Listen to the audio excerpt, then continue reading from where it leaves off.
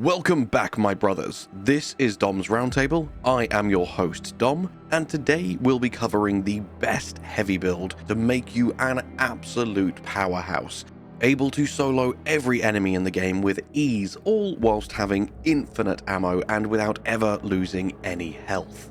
The purpose of this series of builds is to show you the best way to make each class as self-sustainable as possible, so that you can be the saving grace of your team in times of need and you don't need to rely on your fellow Marines too often. It is targeted at the max level for each class, however quite a few of the teachings apply to all levels, so you can follow along as you're leveling up and refer back to this video whenever you've unlocked a few more weapons and perks to upgrade. We'll kick off by looking at the best perks, and then I'll show you my favourite weapons to synergize with your new abilities, before giving you some invaluable gameplay tips to bring the build together and actually be able to pull it off in a real high-pressure combat situation. As you probably know, you can only select one perk from each column, so we'll go through from left to right, column by column, and I'll refer to them as Core 1, Core 2, Core 3, etc. So starting off with the Core 1 column, both the first and third perks, Restoration and Auxiliary Ammunition, are pretty great in their own right, but this build is going to revolve around building the most powerful multi-melter in existence, with insane amounts of damage and range, but most importantly infinite ammo, with an ammo reserve of up to 50, and so many ways to replenish that ammo for free. And therefore, multi-kill is the perk that gives us the best way of doing that. This is one of the only perks like this in the game that doesn't have a cooldown period.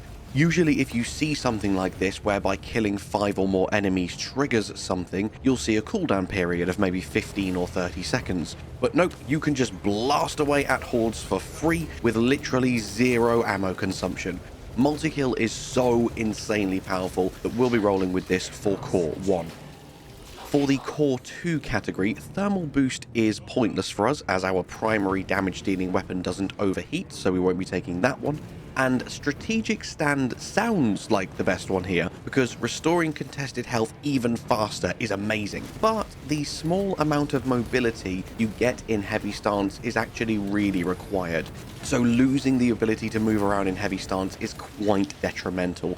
Plus, we don't really need the ability to restore even more contested health. We are already putting ourselves on maximum HP consistently without the help of this perk. Therefore, the increased 20% HP from Fortitude is just awesome, being tanky for the win.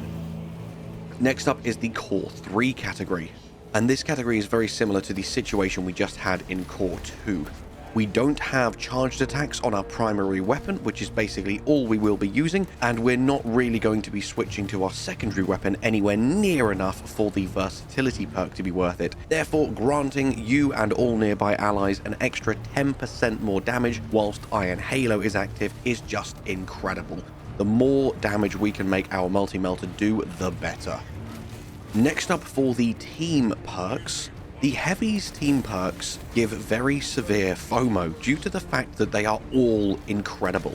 No matter which one you're running, you're always going to be thinking about the benefits that you're not getting from the other two that you're not using. So really all three of them are viable, they're all absolutely great.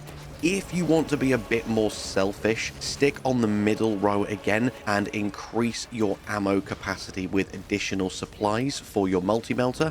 That's my suggestion, as this build is all about infinite ammo and self-sustainability.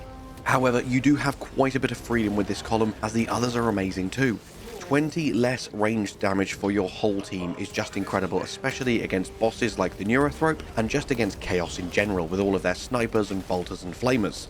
And reviving allies on full HP is also incredible, but this one requires a bit more coordination, because if your teammates don't know that you have this perk, then they won't be focusing on letting you do all of the reviving, so this is a bit more situational, which is why my advice is additional supplies. Next up, for the start of the gear category, Adamant Will is a good perk, but again, similarly to Strategic Stand from Core 2, we just don't need the help it offers us. We have plenty of other perks and passive abilities keeping us on full HP pretty much permanently. So the better option is to grab a crack grenade as soon as you can and go for consecutive execution. As 99% of your damage is going to come from the multi-melter, it can make certain Terminus enemies a pain to deal with, as you sometimes can't get close enough. So having a free supply of crack grenades to help your team out with by dealing a big chunk of guaranteed damage ensures you are effective in all situations. Emperor's Protection, however, is also another great defensive option, and if you'd like to bring along a bit more survivability for your team, depending on your squad's composition, this is also a pretty good choice. My advice would be Consecutive Execution, but there's an argument for Emperor's Protection. For Gear 2, I would actually prefer to not pick an option here, but unfortunately that isn't possible, because as you'll see in just a second, we want to use up our Iron Halo as often as possible, because we get an insane buff when it's on cooldown. So my logic for this one is go for the first option, Obdurate Bastion, as you'll get the most effectiveness whilst you're using your Iron Halo, along with getting the 10% increased ranged damage which we took from Overwhelming Power earlier, whilst making sure the Iron Halo doesn't last any longer than it needs to. We don't want Field Adjustment because you don't want it to recharge faster, you want it on cooldown, and equally you don't want Power Regulator because we want the Iron Halo to be used up and on cooldown as often as possible, so having it expend its energy more slowly and stay active for longer is actually bad for us. And the reason I just said everything I did is because of our Gear 3 choice, Brute Force. Now I can finally explain why we just made our previous choice. Brute Force is potentially the best heavy perk in the game. A flat 15% increase to all our ranged damage just because Iron Halo is on cooldown. This is absolutely huge. 15% passive permanent damage just because. This makes your choice of pistols super effective against targets that you can't get close to, and with all our other perks, it makes the multi-melter an absolute force to be reckoned with. And finally, for the signature perk, we will start by eliminating Coolant Reserve, as our primary weapon doesn't overheat, so this is irrelevant. However, both of the other signatures are good. They're not amazing as far as signature perks go, unfortunately, but each have their merit. I'd say to go for Conversion Field ideally, because it's nice recharging the abilities of your teammates faster, especially if you're running with a Bulwark or a Tactical. 50% extra chapter banners and 50% extra Auspex scans is amazing. And the only other viable option, Offensive Capability, you just don't really need, because there are never going to be enemies within 5 meters of you for more than a few seconds. You'll be melting them out of existence far too quickly to make full use of this one. So now we'll quickly summarize the perks we've just discussed, and then we'll move on to your weapons. For your core perks, I recommend Multi-Kill, Fortitude, and Overwhelming Power. Additional supplies for your team perk. The gear perks, you want Consecutive Execution, Obdurate Bastion, and Brute Force. And finally, Conversion Field for your signature. As we're talking about weapons, let's start with the all-important Multi-Melter. It's absolutely no contest, we want the Ophelian Liberation Alpha variant, because the increased magazine capacity ensures you are effective for 100% of the mission. It is so good having so much ammo. Honestly, it makes this build ridiculously overpowered. And as for the perks for this weapon, the final 2 perks, in my opinion, are too situational, so we won't actually be going all the way to the end of a tree. The 2 we care about the most are both uses of Heavy Might. Whilst in heavy stance, you deal 30% extra damage. And in case you didn't know exactly how that works, whenever you hold your aim down sight button with your primary equipped as you're playing the heavy class, you are automatically in heavy stance. It's that simple. So this is just going to make sure you do 30% extra damage at all times whilst using your primary weapon. So as for the perks themselves, we're going to start by going across the top row for an extra 20% ammo reserve, and then a 10% restoration of your maximum ammo reserve once every 30 seconds when you kill a Majoris or higher level enemy. Just yet another way to ensure our ammo never runs out. Then a 15% fire rate increase for our primary weapon. And also, heavy hits will no longer cause you to lose control, meaning you can spam your multi-melter even more frequently. Also, we'll talk about this more in the gameplay tips section of the video, but you do want to mix in some finishers because they will increase your rate of fire by 25%. Then the 2 all-important Heavy Might perks, and now you've only got 3 perk points left to spend, but you've got 4 talents that you really want to get, so kind of the final point is yours to choose. Ideally, we want to go for another increased capacity to get our ammo up to 50, but you can do without it if you want to get the 2 optional perks from the bottom row. We will have to get Death Strike, which isn't bad because it's a pretty decent perk. When you do kill a Majoris or higher level enemy with a melee weapon, you deal a further 25% increased damage for the next few seconds. But the 3 that are very important to me is your effective range increasing by 1 meter, killing enemies restores armor half a second earlier, and of course the 20% increased ammo capacity. And please don't let the effective range on this gun fool you. The version we've picked, it says the range is only 1. I'm not sure exactly what scale this operates on though, because a 1 effective range on the multi-melter is far further than a 1 effective range on the melter rifle. So I have no idea why they both have the same number when this one reaches so much further, but still increasing that effective range is never a bad thing. That is one I definitely recommend you get. And then you have to get Death Strike to progress through the tree. So now it's up to you whether you want more ammo reserve or whether you want the defensive talent, which is going to restore your armor sooner. I prefer the armor one because I feel like 44 ammo is already more than enough, but that final point is up to you. Now we'll take a look at the 2 possible pistols, and I'll talk you through both of them because they both have merit, and then I'll give you a breakdown of how to put this all into action in game. Firstly, as always, if you're going with the bolt pistol, we're going to use the exact same setup as we did with the Vanguard. The alpha variation for increased ammo reserves, because you want as much ammo on your pistol as possible for the really tough enemies that won't let you get close to them. And then we're just going to take every single talent along the bottom row. Some of them aren't amazing, but as we get further and further along, they start to become really good and make this pistol pretty damn useful.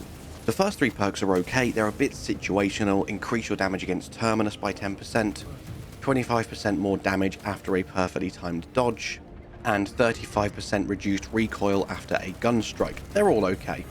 Then we get to the final 5 and it gets a lot better. 10% damage increase, 15% magazine size increase. This rapid health perk is incredible because it doesn't just apply to the pistol, it applies to all of your weapons. So this is even really effective with your multi-melter.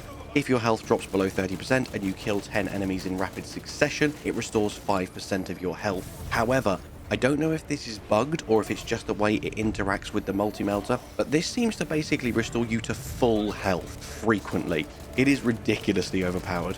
And then finally, even more ammo and even more damage right at the end of the tree. Now let's look at the plasma pistol in case you prefer this. Again, you always want the magazine capacity increase variation, which will be the alpha variant. As you see at the moment, I've only got the Drogos Reclamation Epic version unlocked, but the same applies when you get to Relic tier. Weirdly, I don't know if this is just a visual bug, but both of the Aphelion Liberation variants of this gun don't say alpha or beta, they're just both called Aphelion Liberation. But the one on the very right hand side with the increased capacity, that's the alpha variant, that's the variant that you want. And then as for the perks, we're just going to go along the bottom row for the first 5 so that your weapon cools down 15% faster. Then you'll snag the Rampage perk, which again applies to the multi-melter as well, making you deal even more damage if you are killing lots of enemies in rapid succession. Next up is an increase to your charged shot damage, then more damage against Terminus enemies. And the final one that I've got unlocked so far, your energy reserve is increased by 20%. Then your final 3 points probably want to go in the following 3 talents. Definitely efficient charge, because your magazine will last a hell of a lot longer using 2 less energy for charged shots. Then you also want the first perpetual velocity, so your shots charge 20% faster.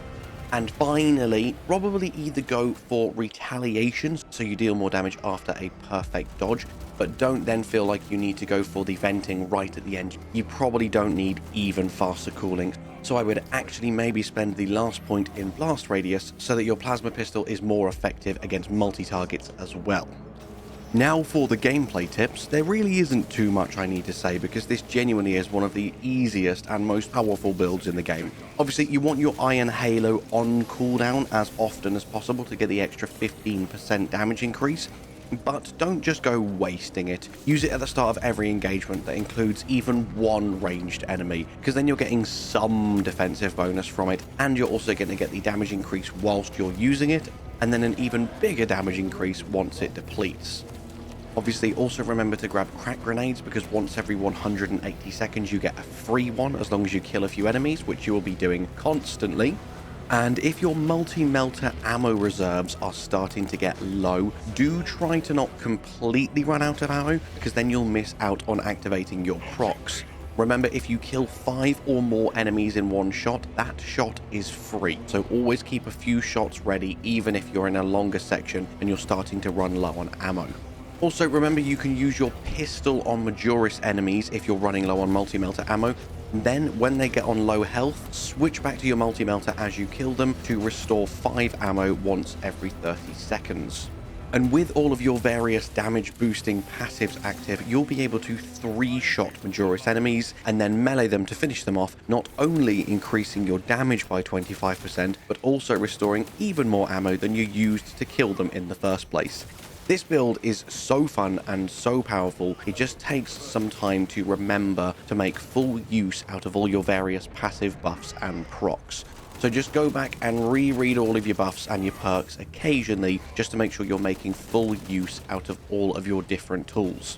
And once you have learnt this build inside out, you will be carrying every single game without a shadow of a doubt. This is such a ridiculous class. They may end up nerfing 1 or 2 things, especially if they see this video. Hopefully they won't though. And as you probably already know by now, they're bringing out a new, even harder difficulty soon above Ruthless, which will hopefully make this feel slightly less overpowered. And that's it, my friends. All that's left for me to say is thank you so much for watching. I hope you have an amazing day, and I'll see you in the next one. Bye-bye.